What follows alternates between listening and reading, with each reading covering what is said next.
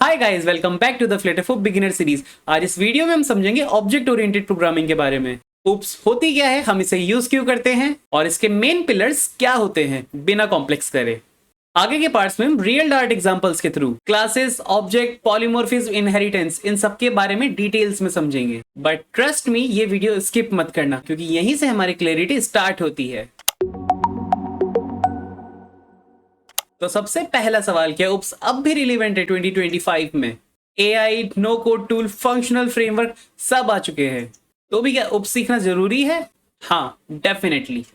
आज भी जितने बड़े एप्स बन रहे हैं, चाहे वो फ्लटर एप्स हो या बैकएंड सिस्टम हो या फुल स्टैक डेवलपमेंट हो, उप्स स्टिल द बेस। और डार्ट लैंग्वेज खुद उप्स है, तो बिना इसके फ्लटर प्रॉपर्ली समझ नहीं पाओगे।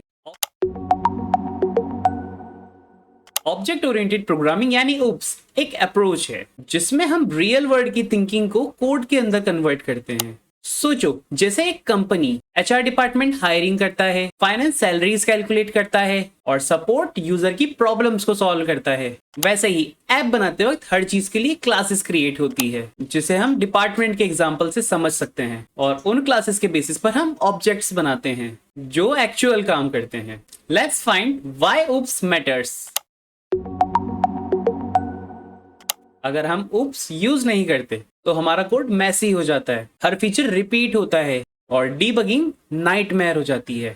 और अगर हम उप्स यूज करते हैं तो हमारा कोड रीयूजेबल हो जाता है, लॉजिक ब्लॉक्स बन जाते हैं, टीम वर्क सिंप्लीफाई हो जाता है और मेंटेनेंस सुपर इजी। एक सिंपल एग्जांपल लेते हैं कार ऐप का।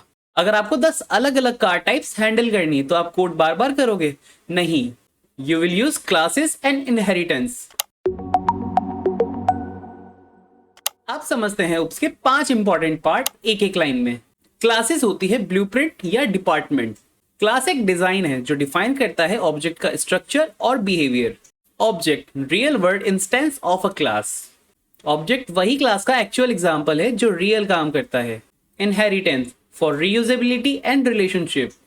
इनहेरिटेंस से एक क्लास दूसरी क्लास के फीचर्स को यूज कर सकती है जिससे कोड रीयूज होता है।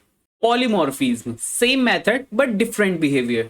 पॉलीमॉर्फिज्म अलाउ करता है सेम मेथड को अलग अलग तरीके से बिहेव करने का डिपेंडिंग ऑन द ऑब्जेक्ट।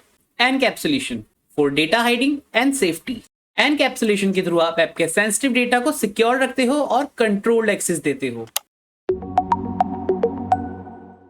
उप्स एक स्ट्रक्चर है जिससे आप अपने कॉम्प्लेक्स कोड को समझने लायक, मेंटेनेबल और रीयूजेबल बनाते हो। और आज के इस वीडियो में हमने जाना कि उप्स क्या है, क्या ये अभी भी रिलेवेंट है और इसके मेन पिलर्स कौन कौन से हैं।